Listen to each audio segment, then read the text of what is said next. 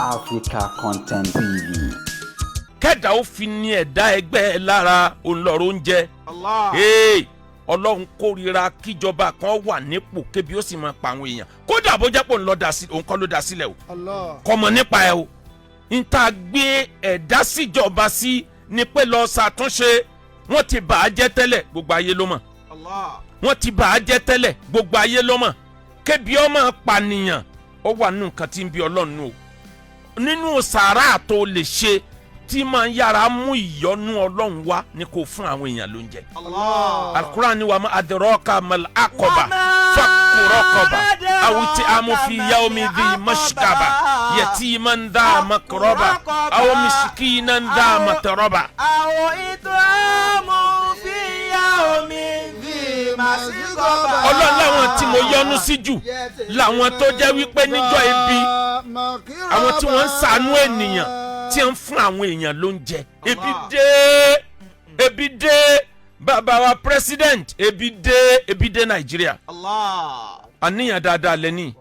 intention dáadáa lẹ́ni ẹ ṣàdúrà méjì ẹlẹ́ẹ̀fẹ́ kí wọ́n pa yín mọ́ tán Ọlọ́run ló ń fara mọ́ bẹ́ẹ̀ Ọlọ́run gbà bẹ́ẹ̀. Àkọ́kọ́ nìyẹn. Ẹlẹ́ẹ̀kejì ẹ wá fẹ́ kíjọba yín ó jẹ́ the best of the best. Nítorí wà ní intention yín nù onílàákà ìmọ̀ bẹ́ẹ̀ kò sẹ́ni tó mọ̀ nípa economic policy tí ò ní mọ̀ pé gbogbo ìgbésẹ̀ tẹ̀ ń gbé kí Nàìjíríà ó lè jẹ́ the best out of the best. Ìní àmọ́mọ́ kúlù máa yàtọ̀ àmọ́ nàlmáríwù yóò dirí kù. Ríyá òbí máa là tá a ṣe ta ẹ̀ ṣọ̀fọ̀ náà. Tàjẹ̀rẹ̀ ríyá òbí máa là tá a ṣe ta ẹ̀ ṣọ̀fọ̀ náà. Kì í ṣe gbogbo ọkọ̀ ojú omi kì í ṣe gbogbo ntẹ́dà bá plan pé bí mo ṣe fẹ́ kó lọ yìí ní lọ bẹ́ẹ̀. Ẹni tó wà lórí ọkọ̀ ojú omi sẹ́ìlọ̀ torí ẹ̀ bá pé turbulence wá dé turbulence ń gbé sọ́tún gbé sósì kó tẹ̀lé bí turbulence kọ́kọ́ ń gbé lọ yẹn ná kọ́ mọ̀ bá ági o tó bá débi tí ń lọ kó wá navigate padà síbi tó yẹ kó lọ àsìkò tára ìlú ń pariwo ebi ń pa wá ìnira yìí pọ̀ kò yẹ képo tún léwo. látàyé báyé èmi ò rí ìjọba kan tó ṣèjọba Nàìjíríà tí kì í ṣe pé NNPC ní ń pariwo pò ní problem àwọn. mo wo fídíò MKO Abiola tó ṣe bí 30 ọdún ó lé díẹ̀ sẹ́yìn tó ń sọ nípa bó ṣe fẹ́ ṣèjọba. Ntò náà complain ni pé àwọn tí wọ́n ń ṣètò epo ní Nàìjíríà ẹ lọ wo majority ìjọba tí wọ́n yẹ̀yẹ́ kú nípò ní Nàìjíríà yìí wàláhì ọ̀rọ̀ epo ni ẹ fi máa yẹ̀yẹ́ wọn. Ẹ lọ wo látòkè délẹ̀ ọ̀rọ̀ epo ni máa yẹ̀yẹ́ wọn. Gbogbo ntọ́ tí wàá ṣẹlẹ̀ kọjá kò yẹ kéèyàn tiwa ó débẹ̀ kó wàá ṣẹlẹ̀ sí. Ọ̀rọ̀ epo ni èmi ò sọ pé káàárẹ̀ kí wọ́n dáwọ́ kánkán lò báwọn ti ń bá a bọ̀ bí wọ́n ṣe ń lò tó bá jẹ́ pé báwọn ti ń bá a bọ̀ bí wọ́n ṣe ń da ìwé bò lẹ́yìn náà bá lọ da wébò ìyàlẹ́ fi pamọ́ fáwọn ọmọ tí wọ́n ń bọ̀ lẹ́yìn o fún gbogbo ọmọ Nàìjíríà. Ìyà burúkú torí bí wọ́n ṣe ń bá a bọ̀ lẹ́yìn wọ́n ti Nàìjíríà lọ bí tó bá lè wó kówó ẹ jẹ́ ń ṣe tèmi kí n kúrò ńbẹ̀ ẹ̀yin ẹ má ṣe tiyín ká ẹ kúrò ńbẹ̀ àmọ́ ẹ fọgbọ́n sí ọgbọ́n díẹ̀ agọ̀ díẹ̀ lèèyàn fi ṣayé bẹ́ẹ̀ bá lọ́gbọ́n díẹ̀ ẹ lòmùgọ̀ díẹ̀ ọ̀kan nù kan tó jẹ́ kí gbogbo wọ́n jáde ká kàmpéènì fún bàbá jù ó ní pé a gbà pé baba ní native intelligence. Baba ní native intelligence lẹ́ni tẹ́ fi control Lagos state nígbà tíjọba alágbára tí ń stop owó local government. Ẹ lo òfin economy nìkan ẹ lo native intelligence. Ìgbà tẹ́ wá dà rẹ ẹ mọ́ wà too official lórí economy policy. Native intelligence yín tẹ́ ń lóbọ̀ ẹ tètè jí dìde. There must be a way everybody mọ̀ pé bí Nàìjíríà ó bá padà àfi kí a pass through ìnira gbogbo èèyàn ló mọ̀ bẹ́ẹ̀ bet ìnira níbi tán máa dámọ̀ lè gbàmọ̀ o ebi a máa mọ́ ọmọ pé bàbá ẹ̀ ló lórí ibu o ebi a máa mọ́ ọmọ pé ìyá ẹ̀ ló pònú o tẹ̀bí bá dé tààrà Yorùbá ní ẹ̀dẹ̀ èèyàn lọ́wọ́ ẹ kó lẹ́sẹ̀ ẹ wá ní kẹ́nìkan máa fọwọ́ kó bàbá àṣàlẹ̀ rẹ̀ kórópọn rẹ̀ kẹ́nìkan máa fọwọ́ fún ẹ wá ní ta ọpọ́n Ọ̀rúnmìlà ń ta ń pa bọ́ bá Ọ̀rúnmìlà gan yọ ta ń pa lójú. Ebi ni an angry man is an hungry man is an hungry man. Makulu ma yatama nalimarihu yudiriko. Ajiri ya bima la تشتهي السفن تجري الرياح بما لا تشتهي السفن. àwọn ọmọ Nàìjíríà nílẹ̀ Yorùbá wọ́n ti ń kíra wọn ní kí ẹ̀yọ̀ kan gbogbo àwa tá a campaign fún bàbá àwa ni a kọ́ ń dojú ẹ̀kọ́ tí wọ́n bá ń kíra wọn nísìn bí ìgbà tá a bẹ̀rẹ̀ àwọn ní ẹ̀kú àmójúbà àwẹ̀ wo la tún gbà báyìí wọ́n ní ẹ̀kú àmójúbà èmi ló kan Ramadan èmi ló kan Ramadan ṣe dẹ́jákẹ́ èmi ló kan ó ṣe di tó ń lọ́pọ̀ mọ́ra wọn báyìí wọ́n ní ẹ̀kú àmójúbà Ramadan tèmi ló kan èmi ló kan kí ló dé tí wọ́n bá wí bẹ́ẹ̀ tán wà ní Jagaban Karim wọ́n wí fún mi yóò tó yàn mẹ́wàá tí wọ́n wí fún mi wọ́n wá kọ sábẹ́ rẹ̀ pé ẹ̀yin lẹni àdìbò kí ló dé tí wọ́n bá ti bẹ̀rẹ̀ rẹ̀ wọ́n bẹ̀rẹ̀ rẹ̀ pẹ̀lú pé ẹ kú àmójúbà àwẹ̀ Ramadan tẹ́ bá bẹ̀rẹ̀ pé Ramadan kínni wọ́n ní Ramadan èmi lọ́kàn ńlá àwẹ̀ tá ń gbà lọ́wọ́ tí wọ́n bá kú bẹ́ẹ̀ tán wọ́n wá ní Jagaban Karim irú nǹkan tá a fẹ́ kó ṣẹlẹ̀ lélẹ́yìí inú ẹni tó campaign fún bàbá ni mo wà mi ò deny rẹ̀ gbogbo ẹ̀yin tẹ́ ń sọ pé ẹ̀yin náà lẹ ti wá bẹ̀ mi ò deny rẹ̀ ìfẹ́ Yorùbá ló gbé mi then competency bàbá tá a mọ̀ látẹ̀yìnwá ń ló gbé mi afẹ́ gbàgbé pàfà ni wá pé ọmọ Yorùbá lọ́kàn wọ́n wà rẹ̀ jẹ́ ànígbà ló jẹ́ nkọ́kọ́ ṣe wá sí kan ní election kù bí oṣù mẹ́fà tí mo fi jí ara Èkó dìde pé wọ́n gba Èkó lọ́wọ́ yín very soon wá sí yẹn go viral ńgbà náà lẹ́yìn gbà yẹn mo tẹ̀lé bàbá mi tẹ̀lé lọ campaign at least mo lọ state méje láì tẹ́nìkan kan ò ní fún mi ní 1 penny ìfẹ́ pé bàbá yóò wọlé bàbá yóò tún Nàìjíríà ṣe kódà níjọ́ tá a wà ní Teslim Balógun tí mo wà ńbẹ̀ wọ́n fẹ́ fà mí jáde fàdúrà mọ́gọ́ ni níjọ́ náà ni Alhaji Wasiu Ayinde kẹ́lẹ́ mọ́ pàjọ wà ńbẹ̀ ó ń kọrin kanjọ́ náà orin tí ń kọjọ́ yẹn ni pé gbogbo woro sí woro gbogbo kòtò sí kòtò ẹtúyáyá ẹ dìbò fún Tinubu mo wà ń bẹ̀ ǹjọ́ náà lọ. màá gọ sẹ́yìn pẹ̀lú ìfẹ́ Yorùbá èmi tí mo wá ṣe gbogbo yẹn eléyìí wá ṣẹlẹ̀ kí n má wàá lè sọ̀rọ̀ bàbá wa Jagaban Ọlọ́run ò ní já rí Jagaban Karim o a sì ní rí àwẹ̀ èmi lọ́kàn etí ń ṣẹlẹ̀ lọ́wọ́ fúngbà díẹ̀ ni ẹ bá ní dẹ́kun ẹ̀ àmọ̀ pé l'experience Ọlọ́run sì fún yín lówe òye tẹ́ bá lẹ́ tẹ̀lé ní ti World Bank ń wí jù tẹ́ bá lẹ́ tẹ̀lé MIF àbí kí n náà ń pè wọ́n tẹ́ bá lẹ́ tẹ̀lé jù wàláhì wọn bá ń tọ́ da jẹ́ o ẹ lo native intelligence mi ní kẹ́ ẹ da sọ́bù báwọn tó ń bá a bọ̀ ṣe ń da sọ́bù bẹ́ẹ̀ bá da sọ́bù nǹkan yìí ti bàjẹ́ kọjá kẹ́ ẹ da sọ́bù lásìkò yìí ẹ tún ṣe náà ni ẹ̀yin náà lọ́lọ́run ó sì fi ṣe ọ̀gàngẹ́ Ọlọ́run dákun ṣàánú àwa má wò wá níran. Ọlọ́run dákun ṣàánú àwa má wò wá níran. Báfẹ́fẹ́ láfẹ̀jù igi oko lè wó. Ó lè wó bí dààmú ẹ̀dá bá pọ̀ lápọ̀jù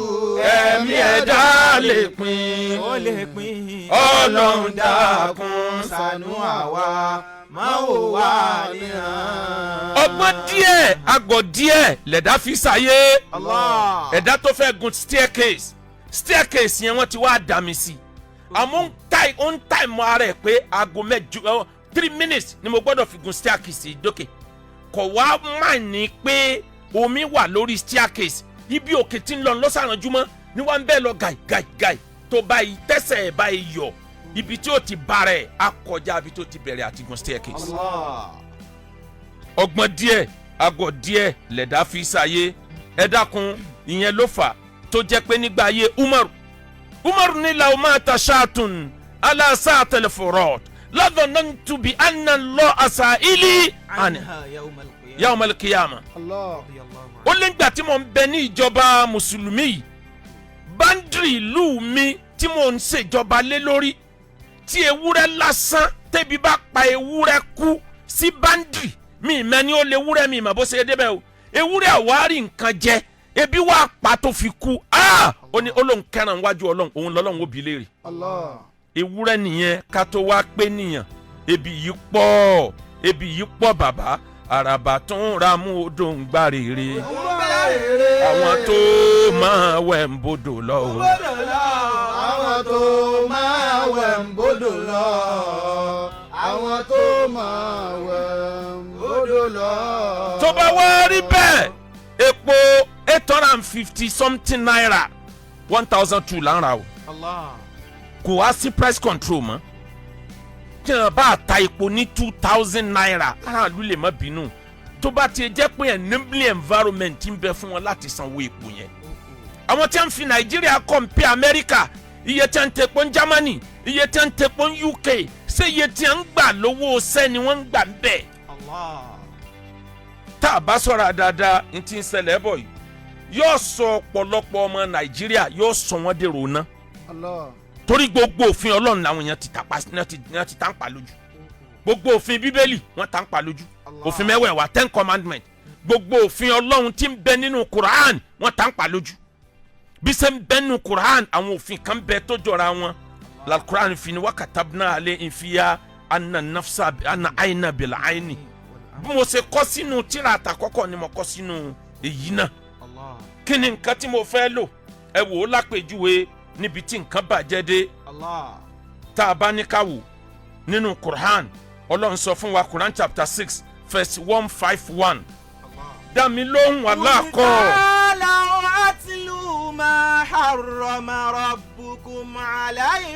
Quran chapter 6 verse 151 Ọlọ́run ní ẹ gbọ́ ẹ wá ẹ jẹ́ kí n ka òfin Ọlọ́run ọba fún yín àwọn ìṣẹ̀lẹ̀ kan máa ṣẹlẹ̀ láyé tí ó máa tú Quran tí ó máa tú hadith anabi ní kadal fakiru an yakuna kufran tí nǹkan kan bá ń bẹ tó lè tètè sọ̀yàn di kèfèrí anabi ní poverty ni tó lè mú yàn tako Ọlọ́run ní jẹ́bẹ̀ téèyàn tako òfin Ọlọ́run poverty ni kéèyàn ọmọ rí jẹ kéèyàn ọmọ rí mu ìwọ̀n balẹ̀ títí ọgbọ́ torí Ọlọ́run torí anabi mọ́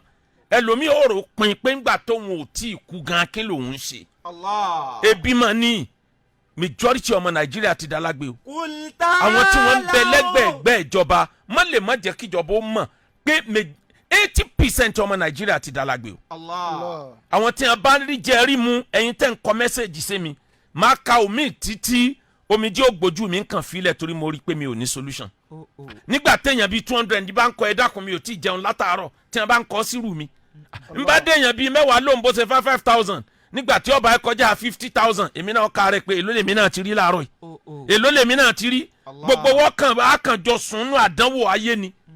lèmi ò kí n fi ń dá majority lóhùn ẹ má bínú kì í ṣe pé mi ò rí mi ò ní solution sí ni kódà ìyẹn ló fà á tí mo fi determine pé bóyá parí oṣù yìí tàbí bẹ̀rẹ̀ oṣù tó ń bọ̀ mo fẹ́ bẹ̀rẹ̀ àti máa ṣe ń tọ́lọ̀ ń bá fún mi láti máa kó àwọn èèyàn jọ máa fún wọn ní oúnjẹ àwọn opó àtàwọn arúgbó láfi bẹ̀rẹ̀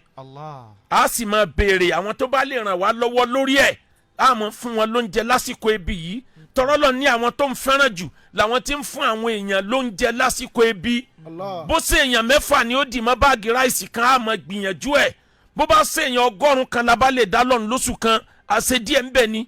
kí àdánwò yìí ti di agbami òkun bí gbèyàn sọ abẹ́rẹ́ sáàrin agbami òkun ni bí wọn bá lóun fún èèyàn 100 lóúnjẹ kọ̀ọ̀ràn kankan ló pa mí lẹ́rìn gbogbo palliative tíjọba ṣe kí ni result ẹ̀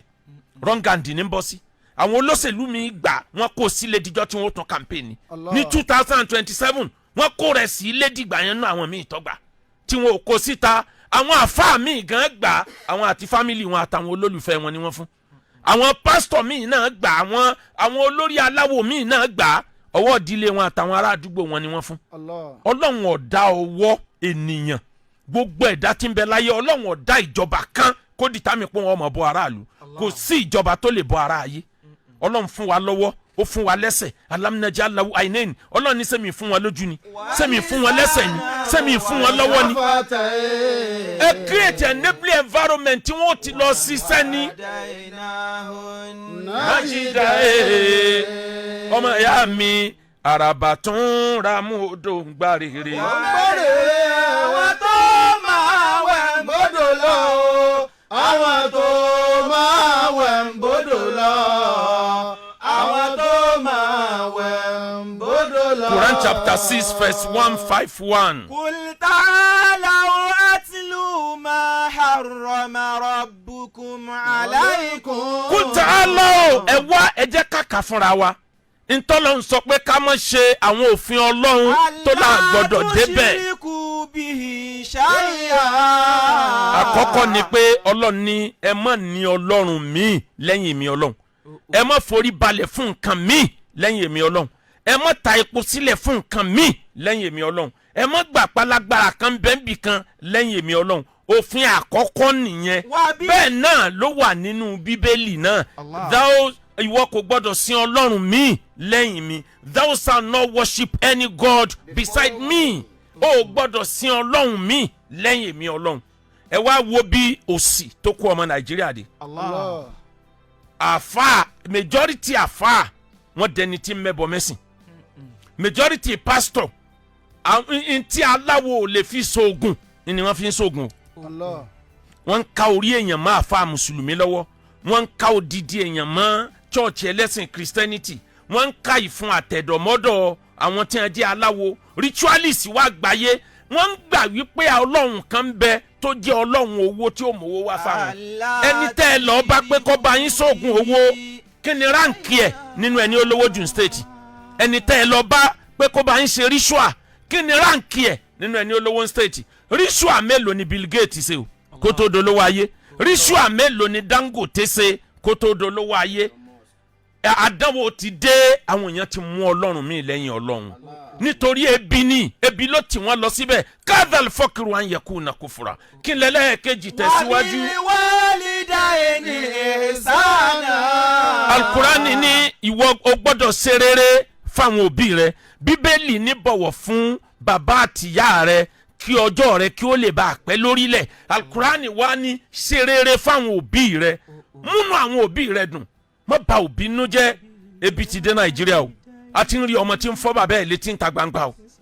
Kò rí bẹ́ẹ̀ kì í ṣe òbí nìkan ẹgbẹ́ ẹni tó tó yàn bí ẹlòmíì tó tó bàbá ẹ̀ ipò bàbá ẹ̀ ló fún. Ẹ wo orí íńtánẹ́ẹ̀tì àwọn ẹlẹ́sìn tó yẹ kán táyé sí àwọn ní ń ba ayé jẹ́. Ẹ rí tí wọ́n ń yàkàyàkà gbogbo àwọn àfa àgbà mùsùlùmí yàkàyàkà ni èpè burúkú wíwọ́ àwọn àfa ńlẹ̀. Béèyàn bá ṣe mistake ẹ call attention rẹ with wisdom and good admonition. Èwo ni kẹ́ ẹ mọ yẹ̀yẹ́ gbogbo àwọn àgbàlagbà. Mùsùlùmí ń yẹ̀yẹ́ àwọn àgbàlagbà wọn. Ẹlẹ́sìn Christianity ń yẹ̀yẹ́ àwọn àgbàlagbà wọn. Àwọn oníṣẹ̀ṣe ń yẹ̀yẹ́ àwọn àgbàlagbà wọn. Kò wá sí tìjú mọ́ lórílẹ̀. Kò sí respect mọ́ lórílẹ̀. Ọmọ ọdún mẹ́ẹ̀ẹ́dógún yóò comment sórí ntiyan post sórí íńtánẹ́ẹ̀tì pé dákẹ́jọ́ bàbá wèrè yìí ó sì lérò pọ̀ lọ bẹ́ẹ̀. Kọ̀mọ̀ tó ti wà nù àkọọ́lẹ̀ òun níwájú Ọlọ́run. Ó ṣeéṣe kó jẹ́ pé ìrun tó kí fún odidi ọdún 5 lọ́lọ́run ó fi kó fún ẹni tó wà rí fún yẹn sí. Ọmọ ìyá mi kí lẹ́lẹ́kẹta. Wala taqtulu awladakum min imlaq. Ọlọ́run lẹ gbọ́dọ̀ pa ọmọ tẹ́ ẹ bí nítorí òṣì. Ẹ mọye èèyàn tí ń yọ oyún sọnù ni. Oyún yíyọ ò ní tú màmá. Bọ́ ọ bá fẹ́ yàwó tọ́ ọ bá fi adé lọ́bọ̀ tó ti bímọ 4 ó ti mọ̀ pé èèyàn ti bímọ ayé. Ọmọge mi tọ́ lọ fẹ́fẹ́ kò bí ayé ni ọmọ 10 ló ti bínú tọ́ílẹ̀tì o. Ọmọ 20 lòmíì ti bí. Omi bí ìgbà adìẹ ń yẹ́yin ni wọ́n ń yọ oyún lára rẹ̀ nítorí ìbẹ̀rù òṣì. Kò sí ní tí ó jẹ kò sí ní tí ó fọmọ mú kò sí wá gbàyé. Ọlọ́run lẹ́mi tí mò ń bọ́ yín ni màá bọ́ àwọn ọmọ tẹ́ ń pa yìí náà. Ọ̀kan la rí lẹ́nujọ́ mẹ́ta yìí. Ọkùnrin kan tó mú ìyàwó ẹ̀ ń bẹ lórí íńtánẹ́ẹ̀tì bí ẹni pé jẹ̀rin ló ṣẹlẹ̀ ó sì yọ ẹyin ju ìyàwó ẹ̀ méjèèjì nígbà ìyàwó ẹ̀ sùn lórílẹ̀‐èdè yìí ó yọ ẹyin ju ìyàwó ẹ̀ méjèèjì ó fẹ́ fi lọ sògùn owó ọmọbìnrin yẹn ń bẹ nílé ìwòsàn dìsìn ó yọ ẹyin ju méjèèjì ó dọ́ọ̀gì ẹ̀ tí ò lè dìde ó sì yọ sọ́kẹ̀tì méjèèjì. ẹ wo bí tí ebi tí ń ti ọmọ Nàìjíríà lọ tẹ̀síwájú. wala taqrabul fawahisha ma dhahara minha. Ọlọ́ni gbogbo ìwà àbí ayé ẹ má ṣe súnmọ́ eléyìí tó wà glaring tó clear àti eléyìí tó pamọ́ tẹ́ ẹ mọ òmùkùn ṣèkà ẹ ń ṣèkà fáwọn èèyàn ẹ dẹ̀ máa sọ pé rere lẹ́ ń ṣe. Ọlọ́ni ẹ má ṣe bẹ́ẹ̀. wala taqtulun nafsa allati harrama Allah. Ọlọ́ni ẹ gbọ́dọ̀ pa ẹ̀mí tí ó ṣẹ̀ ẹ̀mí tí ilé ẹjọ́ dájọ́ fún pé dájọ́ kú bí ilé ẹjọ́ bá dájọ́ kú fún gan àwọn tí ó pa ń bẹ lọ́tọ̀ kí ló dé tá a wá sọ̀rọ̀ àwa di ẹran. Ọ̀kan ló wà lórí íńtánẹ́ẹ̀tì tó lóun ra orí èèyàn ní 20,000 orí màálù gan wọn lè ríra ní 50,000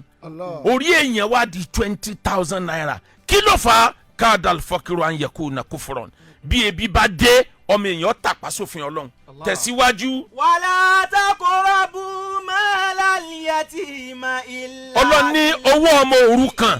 ẹ gbọ́dọ̀ súnmọ́ owó ọmọ òrukàn lọ́dún jẹ jù nísìn láyé nsìn àwọn èèyàn kíá ìbínú Ọlọ́run tí ọba dé mọ́ nígbà tẹ́bi dé bẹ́ẹ̀ nìkan bá ikú tó fi dúkìá sílẹ̀ owó ọmọ òrukàn àwọn àbúrò òkú ẹ̀gbọ́n òkú àwọn ni wọ́n kọ́kọ́ jókòó lé wọ́n ṣaagùn síyàwó yọ ya wèrè dànù yọba tiẹ̀ lọ ni tọ́ba bá wọn fàájù níbi táyé bàjẹ́ dé tẹ̀síwájú. wà á fún káyìlá wal-mizan. Ọlọ́ni wà á fún káyìlá wal-mizan ẹ máa pé measure ẹ jẹ́ ó máa pé àìmọye ìran lọ́lọ́run tí kàm alákàlọ́ òfin ada ènìmí ní umami àìmọye ìran lọ́lọ́run ti parẹ́ nítorí pé wọ́n reduce the measure. bẹ́ẹ̀ bá lọ ra rẹ́sì abọ́ kóńgò wọ́n ti lẹ̀ nǹkan mọ́ nsàlẹ̀ bẹ́ẹ̀ bá lọ ra ẹ̀pà wọ́n ti fi pépà tẹ́ nsàlẹ̀ àjàjà bẹ́ẹ̀ bá tiẹ̀ wá lọ ra epo pẹtiró bọ́ ọ bá ti ń ra epo lọ́wọ́ tí kan bá ti ń bọ́ sáwàdà nínú àwọn obìnrin bẹ̀ alájì chairman wọ́n fẹ́ gbá ọ ni níbi ìwọ náà ti ń bá sáwàdà tó ti ń bá joke tó bá tiẹ̀ wá bá yàrá rẹ jẹ́ pé o mú nọ́mbà rẹ wá kó tó fún ọ nọ́mbà tán ó ti ta epo 10,000 50,000 ó sì ti rọ́ọ̀bù ẹ̀ ńgbọ̀ bá béèrè pé ńgbọ̀ lẹ́tà tán yín ni àgbà tẹ́ ń sọ̀rọ̀ nínà èmi kọ́ ni mo ní kẹ́ ẹ máa sọ̀rọ̀ kọ́sítọ́mà pọ̀ ńlẹ̀ mo ra epo kan nílé epo kan la hawla wala quwwata mo mọ̀ pé kò sí tí mo lè ṣe fún ju pé kí n ṣe ìpè fún lọ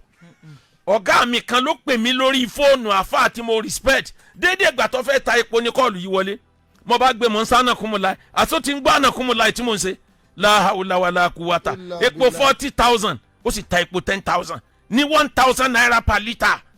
mo bá rìn díẹ̀ n tí rìn ju 20 kìlómítà lọ àfi sí i mo ń fura náà pé kíní yìí ò gbéra ẹgbàá mi ẹ̀mí kan sọ pé yóò gbéra mọ́ nìṣó yóò gbéra tó bá ṣe díẹ̀ sí yóò gbéra tó bá ṣe díẹ̀ sí àfi sí i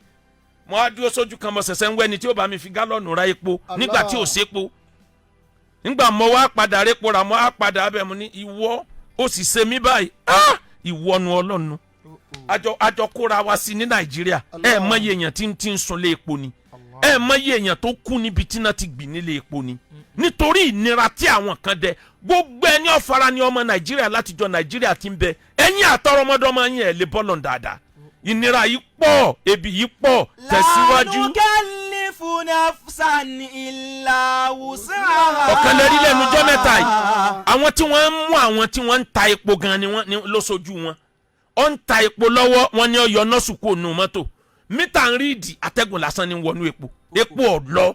ọmọ Nàìjíríà ìbá yín 1 million níbi jìbìtì ìbá yín. wa idha qultum fa'dilu walau kana dha qurba. Ọlọ́run ní tẹ́ ẹ bá ṣàdéhùn ẹ máa mú ṣẹ kódà bó jáwọn tó súnmọ́ yín bàbá wa president a mọ̀ pé kì í ṣẹ̀bi yín situation tẹ́ ẹ bá ní bẹ́ẹ̀ bá lè mú ṣẹ tán ẹ bá dẹ̀ tiẹ̀ sì mú wálẹ̀ díẹ̀ ẹ̀yin lẹ ṣàdéhùn lóògùn state ẹni wọ́n sọ̀rọ̀ epo wọ́n lè po máa di 200 wọ́n ló máa di kíní kan ẹ fọkàn balẹ̀ a máa mú wálẹ̀ ńgbà tẹ́ ẹ débẹ̀ tẹ́ ẹ bá bẹ́ẹ̀ mọ́ bàbá ẹ bá sì jẹ́ sacrifice ó wà kíní yìí ti nira ju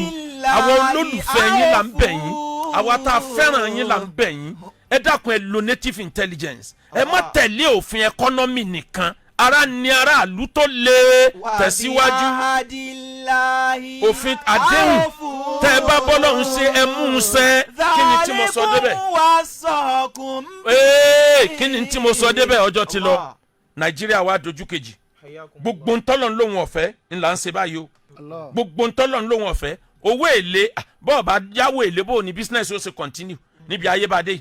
wọ́n sì ti sọ owó èlé yẹn di rọrùn lórí fóònù rẹ gan wọ́n máa fi bẹ̀ ọ́ ni ọ̀tọ̀ làwọn tó mọ̀ rí tó bá yáwó lọ́wọ́ wọn pẹ́rẹ́ gbogbo kọ́ńtàkì orí fóònù ẹ̀ làṣírí rẹ̀ ó tù sí lọ́wọ́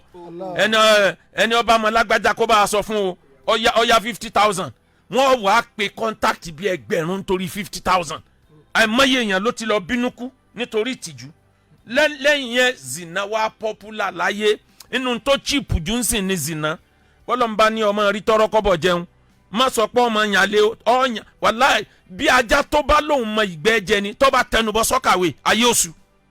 ńgbà wọn bá fẹ́ ba yí ẹ jẹ́ ó pè kínní ó lóun gbà ntí ó kọ́kọ́ sẹ́ndì sí ọ ni pé ẹ sẹ́ndì káàdì sí mi ọ sẹ́ndì káàdì 5,000 ọ̀kan tún ní ẹ dákun ọmọ yín etí jẹun látàárọ̀ ó sẹ́ndì another 5,000 ọ̀kan tún ní ẹ dákun mo nídìí oògùn ara òun ò gbóná ó tún sẹ́ndì 5,000 ọ̀kan tún ní ẹ dákun òun ò tí ì jẹun láti jẹjọ́ nínú ebi lòun wà ó tún ní má wọ́ọ̀rì bébì níwọ̀n náà tún sẹ́ndì 5,000 ó sì ń gba 50,000 lóṣù láàrin ìṣẹ́jú kan láàrin wákàtí kan 30,000 ti tán kí ló fi jẹun tó sùn è parí wọn ò sọ fún ọ pé ní tí ọba ló ń jẹ nú ò lè ṣe ti bí ni okun nú là fi gbé títà ikùn rẹ ti di empty o ti kórí burúkú bára rẹ nàyìn bùzàmọ́ nànà. wálé ààbò fínà wà má lè zàmánì náà. à ń bú ìgbà wa pé gbà yí ọ̀dà ìgbà yí ọ̀sẹ̀ wà àwa gangan la burú nù gbà. gé ó wá gbáyé kan ọkùnrin àtọkùnrin tí wọn bára wọn ló pa kò ní túmọ̀ mọ́ obìnrin àtobìnrin tí wọn fẹ́ra wọn kò ní túmọ̀ morobìnrin kan lórí íńtánẹ́ẹ̀tì tí wọ́n bí ó ní lesbian lòun kò sí tó máa fọkùnrin ṣe kò tijú mọ́ ebi lé àwọn èèyàn ebi fọ́ ojú everybody ebi lé àwọn èèyàn débi àdánwò ẹ wá rí i níparí human trafficking òun náà bẹ́ẹ̀ tó kúnlẹ̀ kánrín tí wọ́n jí ọmọ Nàìjíríà gbé lọ ta ìyẹn náà ọ̀tọ̀ ní tàwọn bandit ọ̀tọ̀ ní tàwọn la ilaha illallah àdánwò yìí pọ̀ bàbá wa president ẹ gbìyànjú ẹ ṣàtúnṣe ìbínú Ọlọ́run ò ní kàn yín kò ní kan ẹbí yín gbogbo orúkọ rẹ tẹ́ ẹ ti build látìgbà tẹ́ ẹ ń ṣe gómìnà Ọlọ́run ò ní jẹ́ kélé yìí ó bàjẹ́ mọ́ yín lọ́wọ́ ẹ ń gbìyànjú n tó right làwọn ìgbésẹ̀ tẹ́ ń gbé o ẹ̀ ń tó bá mọ̀ nípa economy dáadáa but ẹ tètè wá soft landing faraàlú subsidy nìkan là ń gbáriwo ẹ̀ ọdún kan ti kọjá ọdún kejì ló fẹ́ dé yìí o industrialization bẹ́ẹ̀ o bí ọba jẹ́ sí industrialization káwọn iléeṣẹ́ ó dìde lọ́tún lọ́sì náírà wa ò lè ráìsì o àròjúráyè bò la ṣe fẹ́ dá iléeṣẹ́ lẹ̀ lọ́tún lọ́sì àwọn iléeṣẹ́ ẹ̀sìn lọ́wọ́ o chọ́ọ̀chì lọ́pọ̀ lọ rẹpẹtẹ yìí o mọ́sálásí lọ́pọ̀ lọ rẹpẹtẹ yìí o gbogbo òlú tó sì bá ti mú wọn tún sunsun wọn àtakú sọ́lọ̀ ńlọ́rùn ni wọn ò tẹ gbàgbé pọ́yẹ káwọn òṣìṣẹ́ ẹ wá dúró thousands àwọn ọ̀dọ́ tí wọ́n dè mọ́lẹ̀ ní chọ́ọ̀chì ní mọ́sálásí nílé awo ẹ wo bí wọ́n ṣe pọ̀ tó nítorí náà industrialization ìkejì ní agriculture ẹ jẹ́ kórílẹ̀-èdè yóò ẹ create an enabling environment ẹ yá àwọn àgbẹ̀ lówó gidi owó gidi láwọn àgbẹ̀ tí wọ́n lè dáko bí wọ́n bá sì dáko tán ẹ blọ́ọ̀kù ọ̀nà kan máa lọ ta oúnjẹ wa lẹ́yìn odi torí ẹni ọba fẹ́ ta iṣu rẹ̀ tó bá gbé bọ́ sí Kútọ́nù owó tí ọ̀tá tí wọ́n ju ti Nàìjíríà lọ ẹ blọ́ọ̀kù ọ̀nà ẹ yá wọn lówó ẹ create ọ̀nà ẹ jẹ́ kí ọ̀nà tó dán kó dé gbogbo abúlé ní àwọn ibi tó pọ̀ tí wọ́n ti ń dáko ẹ jẹ́ kí electricity ó wà ńbẹ̀ bí electricity ò bá lè sí ńbẹ̀ ẹ jẹ́ kí solar ó wà ńbẹ̀ àárín yẹn ni mo ti rántí dúpẹ́ lọ́dọ̀ minister of power tó jẹ́ ọmọ tiwa ní state yìí ìyẹn Adélabú Adégòkè Pẹ̀nkẹlẹ̀ Mẹ́sì nínú gbogbo minister tó bá bàbá ṣiṣẹ́ kudos to you sir I doff my cap iná yẹn lè má ti kárí gbogbo Nàìjíríà bẹ́ẹ̀ tí improvement bá àwọn ìlú kan wà tí wọ́n ti ń lo iná at least 17 hours àwọn kan sì wà tó jẹ́ pé zero level náà làwọn sì wà o àwọn ìlú kan wà bẹ́ẹ̀ tẹ́ pé zero level wọ́n sì wà but ó ti improve láwọn ibì kan à ń commend the minister for power ìyẹn Alhaji Abdulwahid Adélabú à ń commend yín iṣẹ́ lẹ́sẹ̀ bàbá wa president Tinubu nínú minister yín torí sẹ́sẹ̀ ní Adélabú wa o wàláyé ó gbìyànjú improvement by electric ẹ rí i pé complain yẹn ò tó nǹkan mọ́ àwọn ibi tó kù táwọn ò tí ì mọ rí ná Ọlọ́run ó bá wọn náà ṣe wọn ò rí iná lásìkò nítorí náà níparí àràbà tó ń ra mú dòǹgbà rere.